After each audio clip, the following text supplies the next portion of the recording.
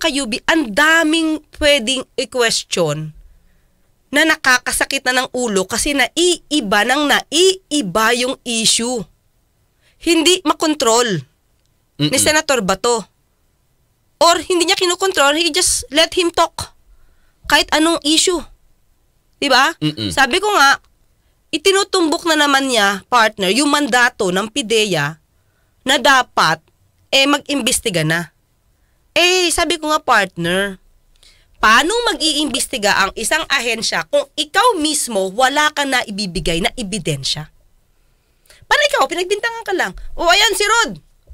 May ano yan may dating dokumento yan, magamit, iimbestigahan nyo. Yun lang. Ganun na ba yun? Hindi pwedeng ganun, partner. Diba?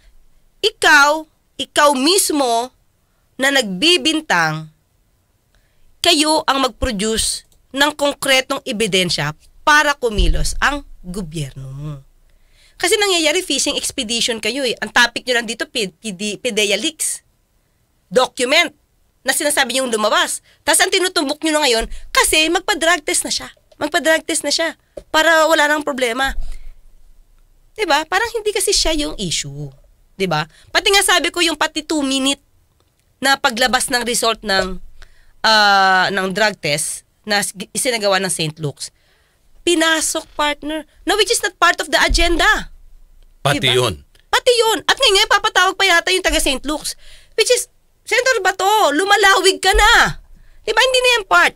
Ang maganda kasi dito, partner, lumabas na rin si Senator Cheese Escudero.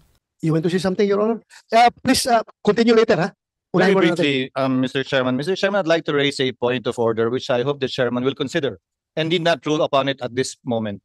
Number one, when we subscribed our witnesses to tell the truth, only the truth and nothing but the truth, it is limited only to what he knows based on his personal knowledge. What he knows to be and known to him to be known to be. Hindi naman po pwede po yung testigo magsasalita dito, susumpaan, na sinabi ni ganito, sinabi ni ganyan, sinabi ni ganito. Kaya po ngayon, Chairman, nahihirapan, imbitahin ba natin si Pangulong Marcos, imbitahin ba natin si dating Pangulong Duterte dahil binanggit ng ating testigo? Hindi po pwedeng ganun. Limitado lamang ang dapat sabihin ng mga testigo sa nalalaman niya ng personal, na naranasan niya, nakausap niya, narinig niya. Ngayon, kung may sinabi man yung taong yun, yung tao yun ang nakakaalam kung totoo man yun o hindi. Bilang halimbawa, Mr. Chairman, binanggit niya yung kanyang informant na hindi na niya maalala. He is not testifying as to the truth of what the informant saw or said. Yung informant lamang po ang pwedeng makapagsabi nun, hindi si Ginoong Morales.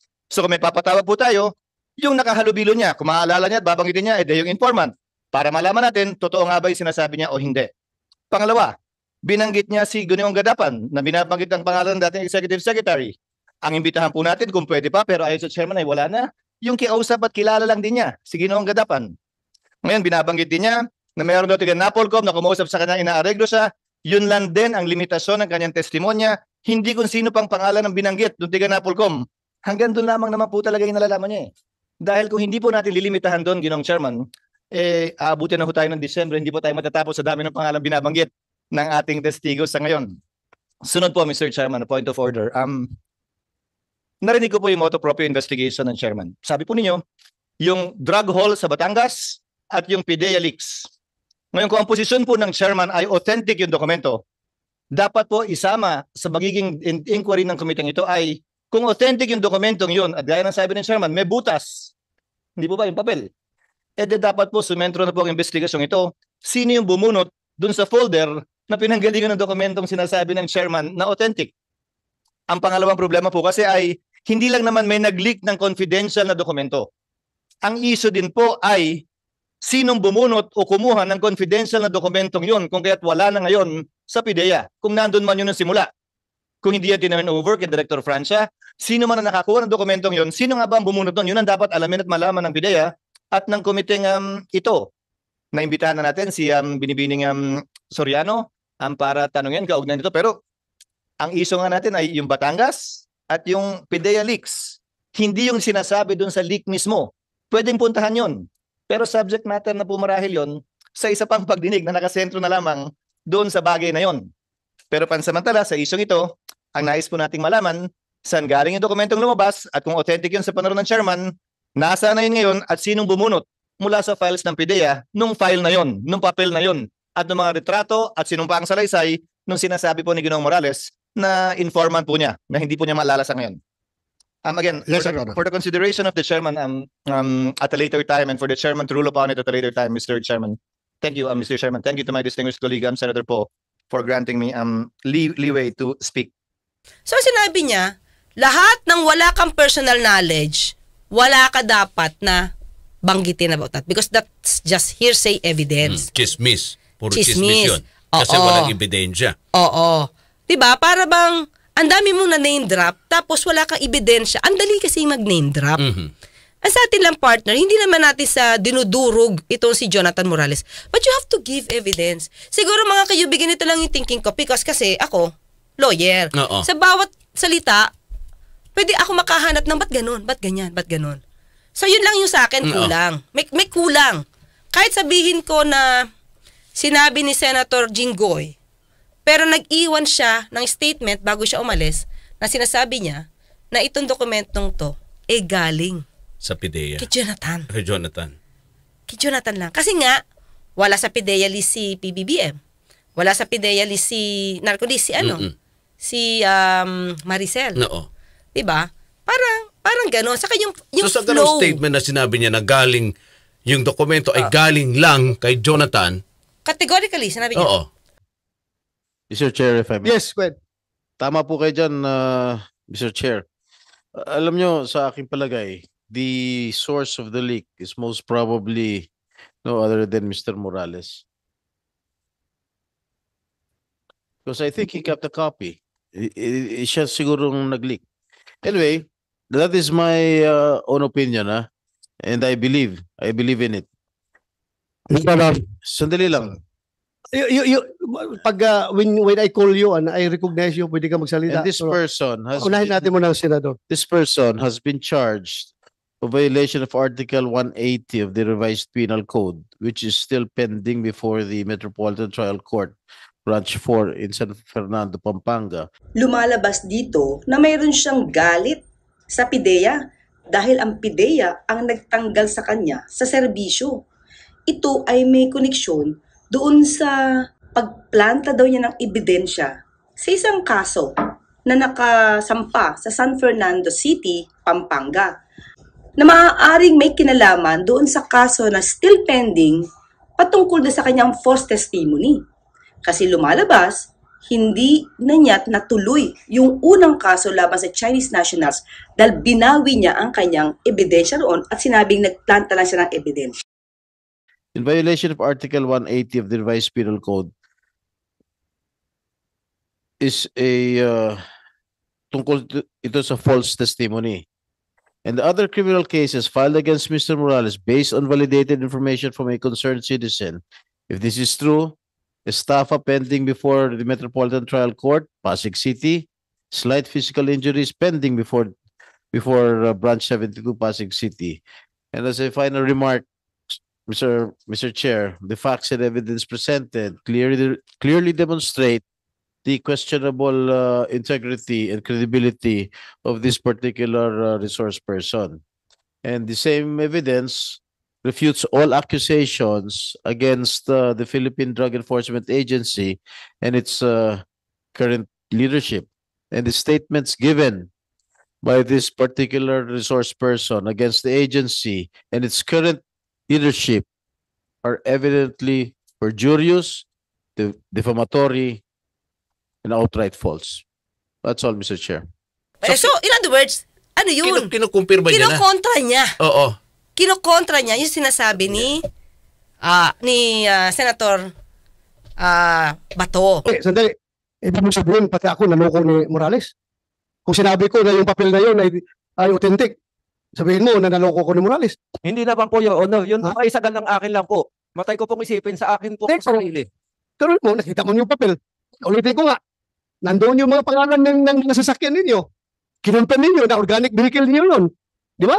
O siya, kinumpirm niya, siya ang pumirma. Papel yun, siya pumirma. So, ngayon, ang problema lang is, hindi natin malocate yung papel. Nasaan yung papel. Pero, wag mo kung, do not impress me that ako'y naloko ni Morales. Hindi naman po, Your Honor. Na Yun wala po ay- talaga yung papel na yan. Wala as far as you are concerned dahil wala talaga sa inventory ng records ninyo. Am I correct? Yes, Your Honor. Hindi mo makita. Hindi ko po makita. Pero hindi ko masabi na yung papel na yun is inauthentic. Hindi talaga authentic yun. Sige nga, Yun po ay opinion ko po, Your Honor. opinion mo. Yes, Your Honor.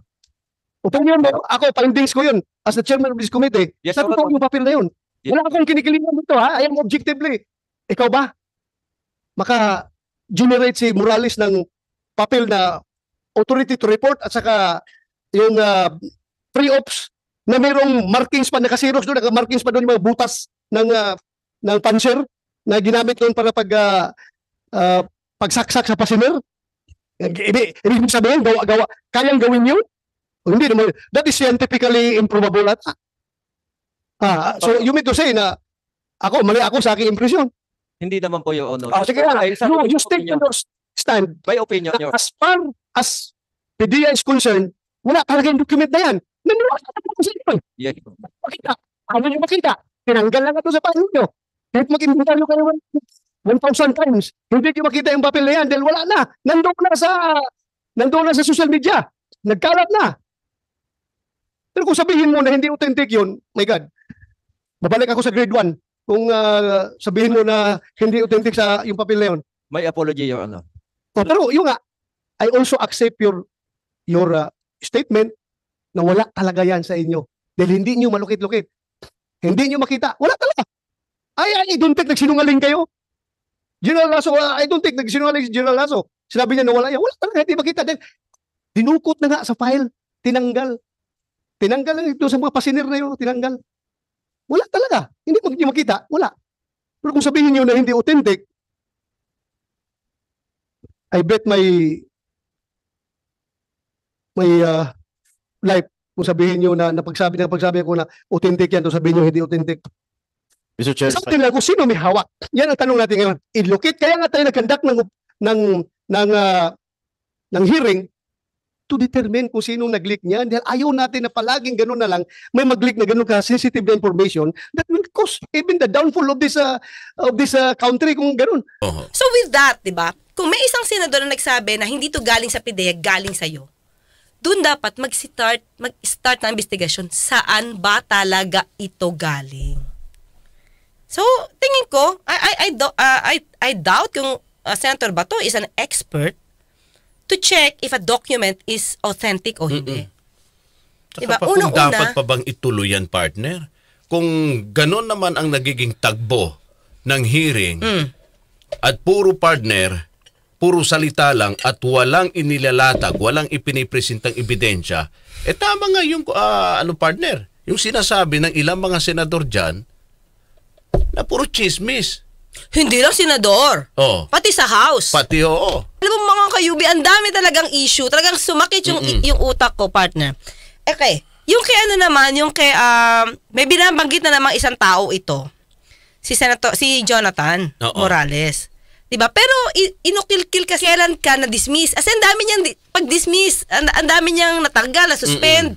So, doon pa lang mga kayubi, kapag madalas kang natatanggal, nababalik, nasususpend, in a way, may question Problema. eh. May Oo, problemang may problema. konti eh. Ganun Kaya, lang yun, kaya ito nauungkat kasi parang paulit-ulit. Oo. Diba? So parang may problema.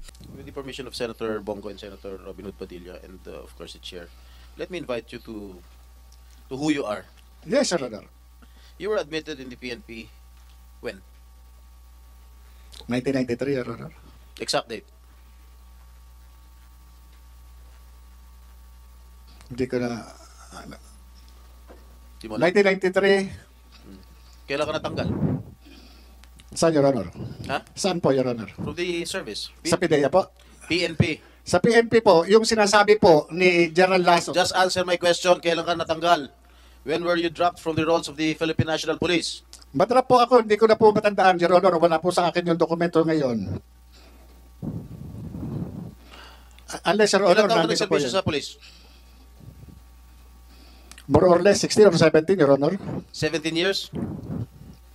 According to the information that I have received, you were dropped from the PNP on April 25, 1994. Meron pang ano yan, Your Honor, na restored yan, wait, Your wait, Honor. wait. You were admitted, you said, you told us 1993. Correct? Admitted to the PNP? Yes, Your Honor. Yes, Your And you were Honor. dropped from the PNP role on 1994, the same month. Na-restore. Isang Hindi, taon hindi po ako, hindi po ako familiar doon sa date. Kung itatanungin niyo po sa akin yung exact date, wala po sa akin yung eksaktong dokumento, Your Honor. Hindi mo alam kung kailan ka natanggal sa serbisyo? Your Honor, yung ganyang, hindi, kailangan ko sa dokumento. Your Honor, Ako alam ko kung kailan ako nakulong eh. yun po, Your Honor, sa inyo, Hindi no? mo alam kung kailan ka na-drop sa PNP? Totoo po, kasi kung pagbabasihan po natin ang dokumento, Your Honor, Kalokohan yan. Your Honor, ang pagsagot kahit saan man pleading, Sir Honor, bumabase ako doon sa dokumento, Your Honor. Hindi lahat ng pagkakataon, Your Honor, makakabisado ko yung mga dokumentong matagal nang nakalipas. Kung ano man yung pangyayari ng matagal nang nakalipas, hindi lahat po yun makakabisado ko o maaalala ko. Depende po, kung meron po akong reference na document, maari ko po kayong masagot ng diretso, Your Honor. Alam mo, imposible hindi mo alam kung... alam mo nga kung kailan ka na-admit sa PNP, hindi mo alam kung kailan ka na-dismiss. Your Honor, Sandali lang. Alam mo na na-admit ka noong 1993. Hindi mo alam kung kailan ka na-dismiss sa PNP. Your Honor, The following year na-dismiss ka na. Your Honor, yung sinasabi nyo drop, magkaiba po yung drop doon sa dismissal. Okay. You were dismissed a few months after, 1994 din. Your Honor, Service. Your Honor, yan pong ng PNP na yan, na-restore po ako sa full duty status. Meron naman po yan dyan na kung i-recall ko, ako ay na-restore sa full duty status. May mga po yan, may mga dokumento na nandiyan, Your Okay. Honor. Tell me the reason why you were dismissed. Dismiss or drop, Your Honor? Graft. Drop, Your Honor. Hindi ko Give me the reason why you were dismissed from the service. PNP. Nagkasakit po ako noon, yan, Your Honor Yan yung naging basis ko noon. Your Honor, nagkaroon ng misappreciation of facts. Yan po yung naging ko doon sa PNP noon. Kaya nagkaroon ng restoration to full duty status. So, yung dismiss at dropping from roles ay ang kaso mo is awol. Kasi nagkasakit ka? Yes, Your Honor. Yan, na-restore po ako. Na-restore po ako nung panahon na yan. Kaya po ako nakabalik. Your Honor. Okay. You were reinstated 3 years after, December 30, 1997. Am I correct? Yes, Your Honor. Dahil nagkaroon ako ng mga, sa PNP rin, Your Honor, ang problema, hindi po sa akin. Dahil nagkaroon ako ng communication sa PNP doon dahil dyan sa, doon sa ginawa nila sa akin. Kaya, na-reconsider yung aking, pleading sa kanila, kaya nagkaroon ng restoration sa full duty status ko, Your Honor. And after which, 10 years after, you were suspended from July 1, 2007 to September 2007. Why were you suspended? Yan po yung sa trabaho nun, Your Honor, parang, kung di ako nagkakamali, Your Honor, yan sa pleb. Kung di ako nagkakamali. Okay, naalala mo na. Hindi, Your Honor, ako sa akin, Your Honor, nire-recall ko yan Kaya kung sasabihin nyo sa akin, yung mga exact date o ano bang mga hindi ko po talaga, tatapatin ko kayo, hindi ko talaga siya pero nire-recall ko siya para at least maiano ko sa inyo, Your Honor.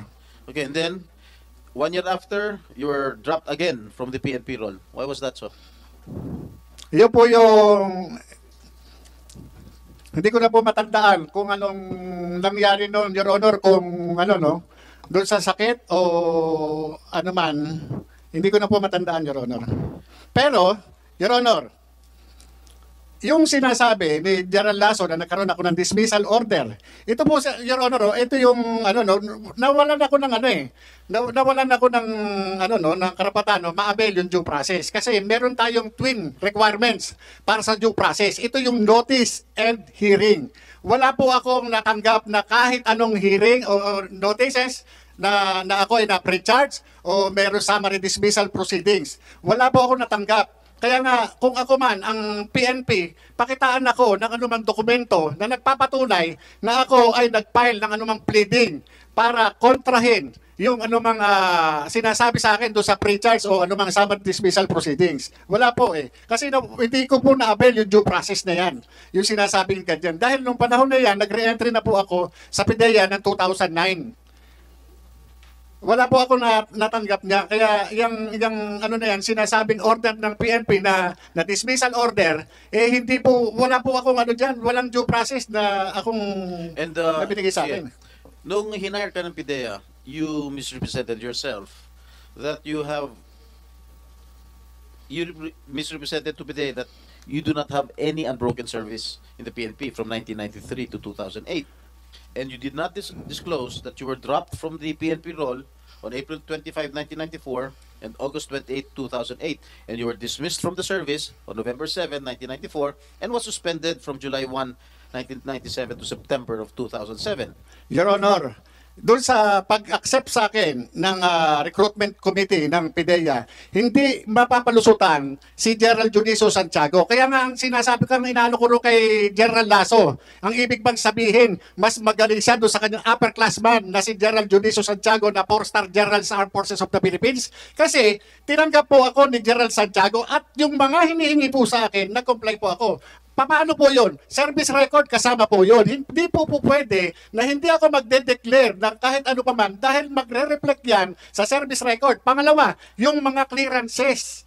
Kasama po yan doon sa recruitment process. Hindi po ako i-appoint ng Philippine Drug Enforcement Agency kung ang aking mga dokumento ay kamas-kamas. Alam naman po natin na si General Santiago hindi po basta-basta mapapalusutan yan. Sandali lang. Kaya nga hindi mo nga sinabi yung katotohanan. Sinabi po, Your Honor. Na-dismiss ka sa Opo, PNP. dahil nga po, meron akong ano, kaya tinawag po nila ako, nag-comply po ako. Siguro may backer ka. No, Your Honor, hindi po sa backer, wala po akong backer. Nag-comply po ako kung ano man yung Sandali requirements, Your Honor. Dahil kung ako ang PIDEA at alam kong meron kang mga kaso sa Philippine National Police, na-drop ka, na-dismiss ka, na-suspindi ka, finailan ka ng kaso, hindi kita kukunin. I'm sure meron kang malakas na backer para pumasok kasi dyan sa PIDEA. Pero sabi ko nga, ayoko siya maging issue for me. But, kung talagang kumbaga the issue will be created because of your being a perennial liar. Di ko sabing liar ka. Kung yun ang issue sa'yo, talagang madudungisan yung katotohanan na yung mga salitang sinasabi mo. Di ba? So sabi nga niya, 1993 napasok siya, 1994 na-dismiss siya. Sabi niya, may sakit daw siya. Tapos, na-reinstate siya 1997, pero nasuspend yata siya noong July 2007 to September 2007. Tagal Okay, tapos na-dismiss siya ulit 2008. Tapos nagkaroon siya ng re-entry sa PIDEA 2009. Ito kasi ang kulang sa question. Kaya nakakalusot Mga kayubi, ito isipin nyo. Dapat tinanong, anong buwan ka hindi na tumanggap ng sweldo? Kasi naumpisa na to ni Senator Bato Hindi lang niya Tinuloy. Diba? Kasi kung nagkaroon ka ng re-entry sa PIDEA ng 2009, tapos ang sinasabi sa records na dismiss ka ng 2008, kailan ka huling sumweldo? Okay. Diba? No, Kasi bakit importante kasi partner, kung hindi ka pa dismiss, tuloy-tuloy sweldo mo. Tuloy-tuloy yung pag-report mo. Diba? So kung hindi ka na nagre-report ng 2 buwan, bakit? So ang kulang sa ginawa ni Senator Jinggoy, dapat tinanong niya, anong buwan ka huling sumweldo? Siyempre, sasabihin na naman siguro ni Jonathan Moral, hindi ko na po matandaan. So nakalimutan ko na. Pero yun, dapat kunin mo na ng record sa PNP. Kasi nakita mo naman yung mga dismissal So makikita mo na dyan kung anong buwan So kung anong buwan ka, let's say lang. Kasi partner, kung ganito naman nangyari, talaga magkakaroon ng problema. Kung December ka natanggal, tapos re-entry mo agad, January 2009, hindi mo malalaman. Natanggal ka kasi nagtuloy-tuloy ulit Pero kung malaki yung gap ng buwan, si 2008 natanggal ka, di ka na sumusweldo, nagre-entry ka sa PIDEA ng 2009, ay talagang alam mo na dismiss ka kasi di ka sumusweldo So yun dapat, yun yung kulang sa tanong kanina. Na dapat, yun yung napansin ko, dapat tinanong mo ano ang buwang huli siyang sumweldo. Diba? So isa yon, kulang yon mga kayubi. Okay. Tapos, sinasabi niya wala daw due process, wala daw notice. Still, pag sinabi sa'yo, kailan ka huling sumweldo, malalaman natin kung notified ba siya o hindi. Bakit? Kasi kung, let's say lang mga kayubi, June siya, 2008 hindi sumweldo. tapos nag-re-entry ka lang ng 2009 sa PIDEA, yung 6 months na hindi ka sumusweldo, dapat nagtanong ka na. Ba't wala ako sweldo? Tinanggal niyo ba ako? Diba? Kung hindi ka nagtatanong, ibig sabihin, may alam ka doon. Diba? Dinideny mo lang, malamang, kasi wala kang nakuhang dokumento or walang nag-receive or, diba? Pwedeng ganon, partner. So, diba, bakit ka agad magre-re-entry sa 2009 kung hindi mo pa, sabi naman niya may clearance siya eh. Yeah. From the, PNP, may clearance siya. So, ipakita niya. Sabi nga ni Senator Bato, although ito naman ay dati ko lang naisip din, diba? Baka naman lumusot ka sa PIDEA kasi may kilala ka. It can be. Pero syempre hindi ito conclusive, partner. Kasi kung natanggal ka ng 2008, ba't hindi makikita ng PIDEA yan? So may kakulangan dito si PIDEA. Oo. Para sabihin nyo, naniloko kayo nitong taong to. It's either may kaibigan, malakas, pero sabihin hindi napansin, parang hindi ko yan mabibili. For me ha. Okay. So ang sabi niya, ito na part, mga kayubi, Ang bilis ng oras. Tungkol sa pangalan ng informant. Sabi niya daw sa isang interview, idadali niya sa hukay yung pangalan ng informant. Nung tinanong niya siya, hindi niya nakilala. Di na rin niya naalala. Hindi niya na naalala. Samantala, ang dami niya marami siya naiisip na kilala niya doon sa papel niya. And at the same time, ito sinagot na naman to ha, kasi ito si Senator Bato coaching the witness to eh. Okay?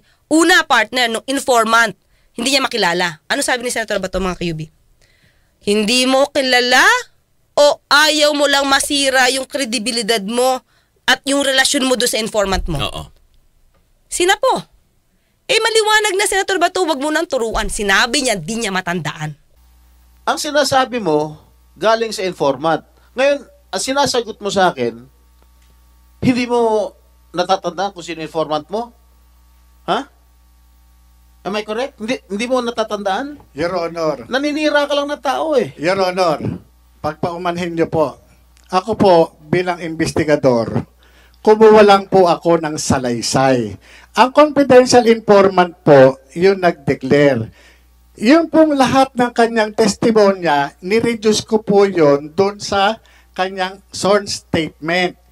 Ang aking motivation para kunan siya ng salaysay ay dahil doon sa dala niyang litrato, 5 pirasong litrato.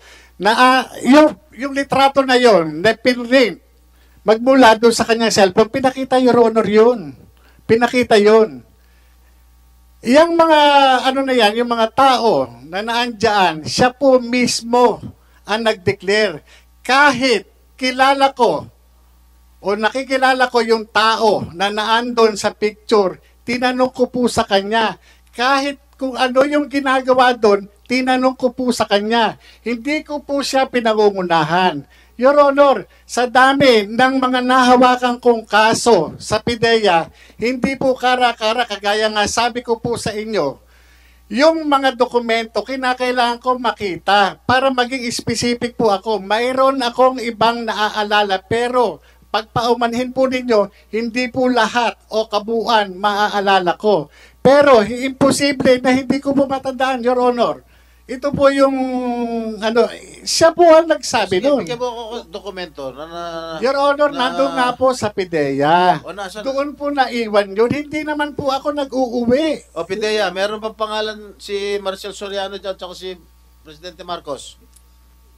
Your Honor, in the pre-operations report, there is no such name. But there's a hidden phrase there. No mention of the name Bongbong Marcos. There is the name of Bongbong Marcos alias Bonget, Your Honor. Na-involved? No, I mean in the pre-operations. I'm referring to the pre-operations report, Your Honor. But the drug list?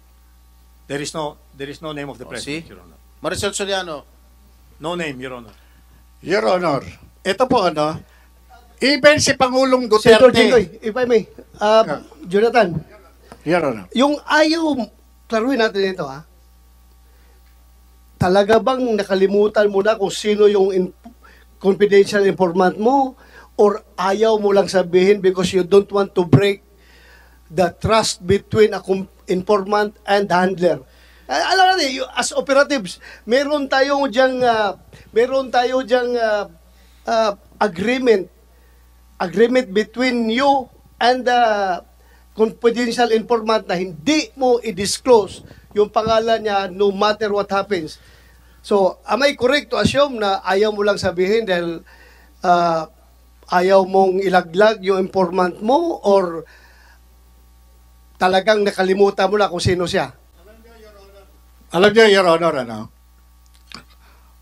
pinipilit kong alalahanin yung pangalan ng tao. Babae, lalaki? Your Honor, yung mahirap kasi kung i-divulge ko yung kasarian ng confidential informant, Your Honor, makakanib ang buhay noon. Hindi po man sa, yung confidential informant, Your Honor, hindi po sa, talagang makakanib ang buhay, ma-identify kagad siya. Operator ka, ako operator din ako. Alam kong hindi ko ilaglag yung aking informant. Pero andito na tayo sa punto na ikaw na mismo ngayon, yung credibilidad mo ang tinatanong mo, baka nagsisinungaling ka dahil baka gawa-gawa mo lang ito dahil wala kang maituro na informant eh. Ito just a piece of advice. Once the deposition of your informant is reduced into writing and sworn to before, sabi mo, before a lawyer ng PDEA, that deposition automatically becomes a public document. At pag public document yan, kasi yung abogado ng PDEA, na notary public, na nagkuha ng deposition at nag-sworn ng deposition before his presence, automatic yan, obligado yan siya by law to submit a copy to the fiscal or to the court. Yung court na nagbigay sa kanya ng power of, ano power rin, Joe? Notarial power. Ibibigay niya yan. So, ultimately, magiging public document yan. Hindi mo na yan maitatago. Hindi matandaan. So, diba, kaya wag mo nang bigyan ng ibang idea na hindi ko babanggitin. Kasi yung relasyon ko sa informant ko, kasi yun yung karaniwan na dahilan ng police na I cannot divulge my informant kasi masisira yung ibang operation namin. So, yun yung tinuro ni Senator Bato. Kaya lang, you cannot hide the truth. Sinabi niya talaga, di niya matandaan. And last, partner, Makayubi, actually hindi to last, pero last for today. Sinabi niya, na tinatanong sa kanya, sino yung mga sinasabi mong kasama mo habang ikaw ay gumagawa ng interview doon sa informant mo? Kasi sinabi niya, pinapangalanan niya. So, sino mga pangalan? During the last hearing, ang sabi niya, hindi ko na po matandaan sa tagal, pero nasa dokumento yan. Ngayon po, doon po sa opisina, no kinunan ko ng statement, yung confidential informant, kung sino po yung present na naandun na kasama ko doon sa opisina, inilagay ko po yung pangalan. Kaya po, no kinuha ko yung statement tayo, nakalagay po roon sa harap nina. So, sino yun? Mga kasama mo? Makikita po yun doon sa Kaya nga ang ko doon sa... Hindi mo ma-recall? Hindi ko po ma-recall. Kasi sa dami na po. Hindi lang po yun ang kaso na nahawakan ko sa... Pero nung binasa ni General Lazo, partner, yung statement niya, ni isa, wala siyang binanggit na pangalan na kasama niya habang siya ay nag-i-interview. Ito po ang proseso sa isang ahensya gaya ng PDEA. Ipagpalagay na lang natin na nangyari po yung interview nung March 10. Ang sabi niya kasi dito, that the undersigned was the one who personally interviewed the said confidential informant on March 10, 2012 at the IIS office in front of some IIS personnel. Kaya po nandito sila ngayon who were present at that time. And the said interview was reduced to a sworn statement. Anyway, sinabi niya, some of the IIS members Pero, or agents. Pero never siya nagbanggit kahit isang pangalan. Kahit isang pangalan. Which is contrary to the statement niya na sinusulat niya yung pangalan ng taong kaharap niya. So, yun lang muna mga kayubi. Masyado maiksi ang panahon. Ito, basahin ko lang din, partner, yung press release ni Senate President Subiri. Okay. Patungkol dyan. Ngayon lang to, May 7. Okay. We are monitoring the committee hearings being conducted by the Committee on Public Order. Very serious accusations have been made, whether they are whether they have merit or not. It's a whole other matter. While a certain claims were made, documentary evidence is yet to be presented. Okay. Ba? There were no pictures, no corroborating testimonies. In other words, this was solely based on the testimony of one person based on what appears to be hearsay evidence. Morales cites a document which he claims to have seen.